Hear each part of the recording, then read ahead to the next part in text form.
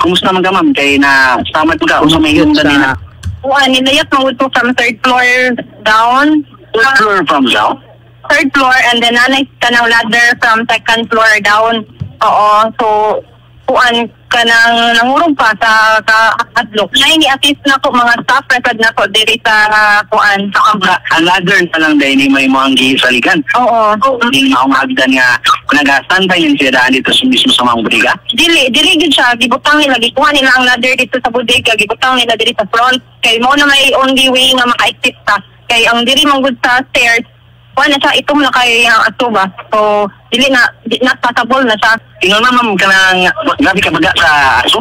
Gikan siya sa kuan, gikan siya sa production ba. Paano man ang iyang puno. Ako dito nagsugod sa production posible. Oo. Kung din yung tindahan na ma'am kaning Styro for factory. Ito nga na ma'am ka nang what? Saan ka na? Idukot?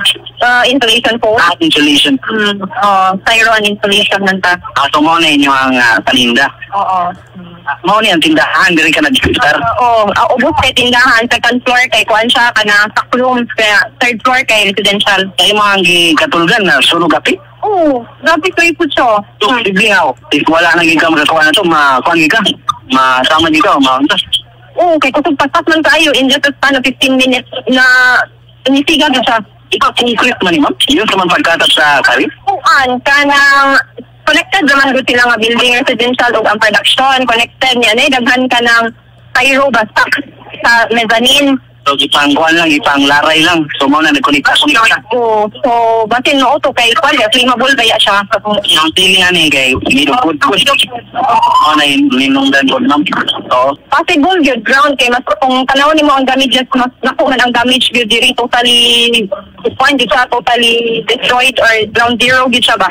So makita gid na to nga diri gid siya nag-start sa ubos. ang tagatura sa ma'am, nagsugod ang sunog. Approximately 7:15, ni grabe na siya, 7:30. So, pa, okay na ka ma'am. Okay naman. Salamat po sa mga nilabang na po rescue. Thank you kay ma'am. Kisay mo nga naman. Ay, Mili, Malingo. Thank you kay ma'am Amini.